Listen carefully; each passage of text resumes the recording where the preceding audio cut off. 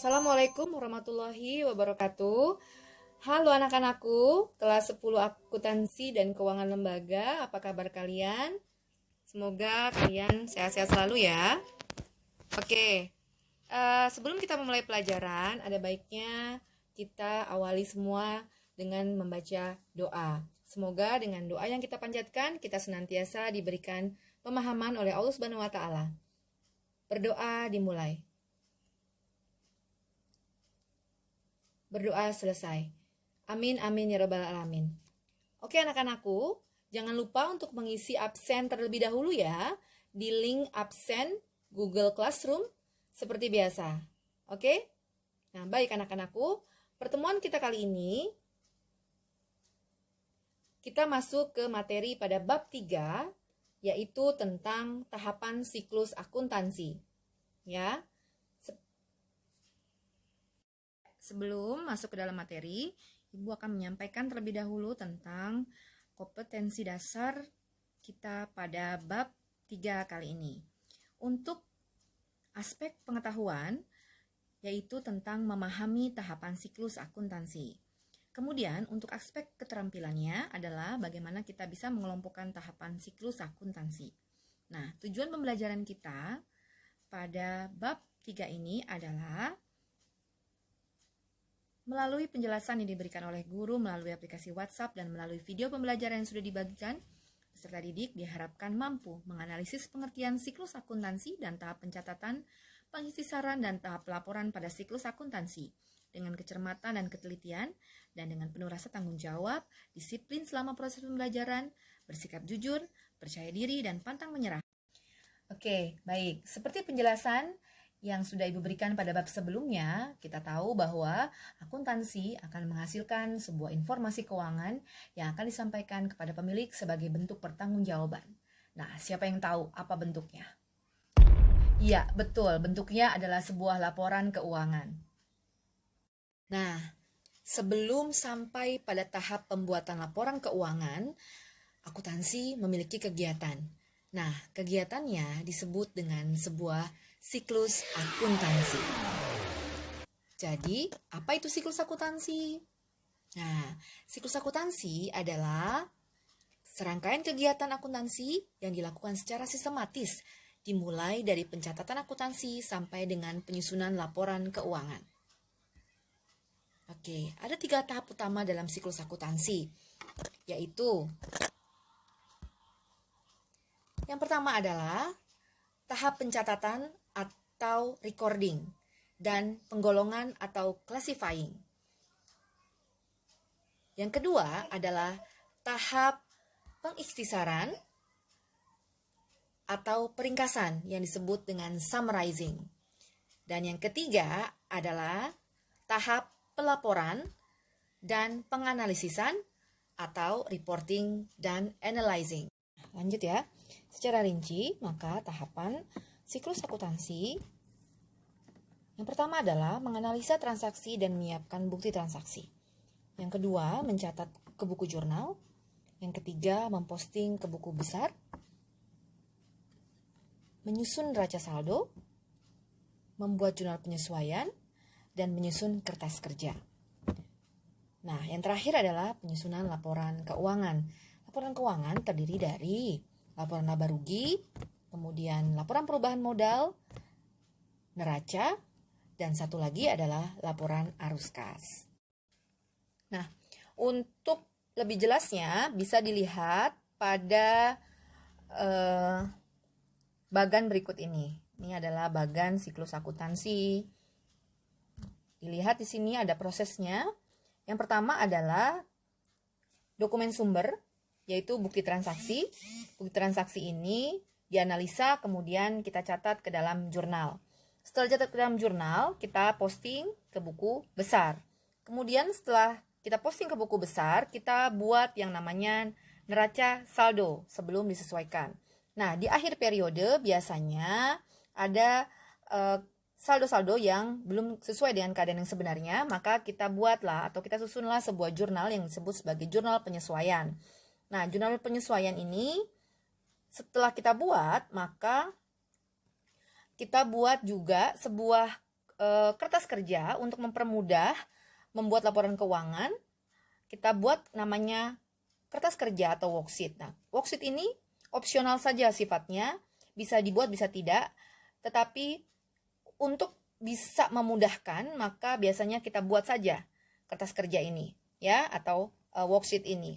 Nah, kemudian setelah worksheet kita buat, di worksheet itu ada apa saja? Di worksheet itu terdiri dari ada neraca saldo sebelum disesuaikan, kemudian ada penyesuaian ya, kemudian ada neraca saldo setelah disesuaikan gitu. Nih ada ini ya.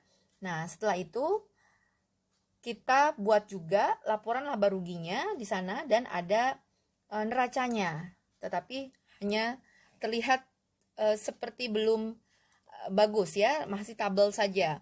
Kemudian setelah itu, setelah worksheet kita kerjakan, maka langkah yang selanjutnya adalah pembuatan laporan keuangan. Nah, laporan keuangan terdiri dari apa saja? Terdiri dari laporan laba rugi, laporan perubahan ekuitas, neraca, dan laporan arus kas. Oke, jadi kalau kita buat pengelompokan tahap-tahapan siklus akuntansi dari 3 tahapan besar ya, yaitu pertama tahap pencatatan dan penggolongan atau recording and classifying. Terdiri dari apa saja tahapan itu? Yaitu terdiri dari adanya bukti transaksi, baik internal maupun eksternal ya. Nanti kita bahas internal apa, eksternal apa. Kemudian adanya pencatatan ke dalam jurnal, yaitu jurnal khusus dan jurnal umum. Yang ketiga yaitu adanya posting ke buku besar, baik buku besar utama maupun buku besar pembantu. Nah, yang kedua yaitu tahap pengikhtisaran atau peringkasan yang kita sebut sebagai summarizing. Apa saja pengelompokannya? Yaitu melakukan penyusunan neraca saldo, kemudian melakukan penyusunan jurnal penyesuaian, ya, untuk menyesuaikan dengan keadaan yang sebenarnya di akhir periode. Kemudian yang ketiga adalah melakukan jurnal penutup. Dan yang keempat adalah membuat neraca saldo setelah penutupan. Nah, yang terakhir yaitu tahap ketiga adalah tahap pelaporan atau penganalisisan, reporting dan analyzing stage. Apa saja pengelompokannya? Yaitu yang pertama adalah melakukan penyusunan laporan keuangan yang terdiri dari apa saja? Laporan laba rugi, perubahan modal, neraca, dan arus kas. Yang kedua adalah melakukan pembuatan analisa laporan keuangan yang berfungsi untuk pengambilan keputusan ekonomi, ya, baik untuk perkembangan usaha maupun investasi. Ini biasa kita sebut juga dengan catatan atas laporan keuangan atau CALK. Ya, lanjut. Berikut adalah penjelasan siklus akuntansi berdasarkan ilustrasi di atas yang tadi sudah Ibu jelaskan ya. Ada bukti transaksi. Nah, kemudian yang kedua ada jurnal. Yang ketiga ada buku besar, ya. Kemudian neraca saldo. Yang kelima ada jurnal penyesuaian. Ya, bisa dilihat di sini, nanti kalian bisa baca. Kemudian laporan keuangan. Ya, Ibu akan menjelaskan tentang bukti-bukti transaksi. Nah, bukti transaksi itu adalah tanda bukti telah terjadinya sebuah transaksi. Ya, bukti transaksi dibagi menjadi dua, yaitu bukti transaksi internal dan bukti transaksi eksternal. Bukti transaksi internal adalah bukti transaksi akibat terjadinya transaksi secara internal, ya, di dalam internal perusahaan. Contohnya misalnya, ya, pembayaran gaji pegawai atau penyusutan, ya, penyusutan aktiva tetap, ya, di sebuah perusahaan. Itu menggunakan memo, dan memo itu adalah termasuk bukti transaksi internal. Kemudian juga ada bukti kas masuk, nota kredit, yaitu bukti retur penjualan, kemudian ada bukti kas keluar juga. Nah, yang kedua adalah bukti transaksi eksternal. Bukti transaksi eksternal ini adalah bukti transaksi yang terjadi atau yang ada akibat adanya transaksi secara eksternal. Apa itu transaksi eksternal? Transaksi yang terjadi antara perusahaan dengan pihak lain atau pihak di luar perusahaan. Contohnya misalnya pembelian, penjualan, gitu ya. Nah, di sini contoh bukti transaksinya adalah faktur.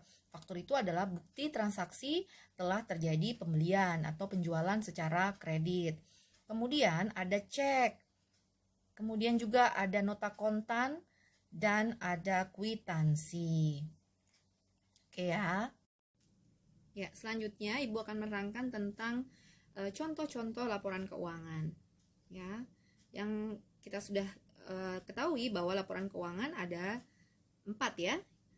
Di depan Ibu sudah menjelaskan bahwa ada laporan keuangan itu terdiri dari laporan laba rugi, kemudian laporan perubahan modal, statement of owner's equity, kemudian neraca, dan yang terakhir adalah laporan arus kas. Nah, Ibu menjelaskan dulu tentang apa itu income statement atau laporan laba rugi.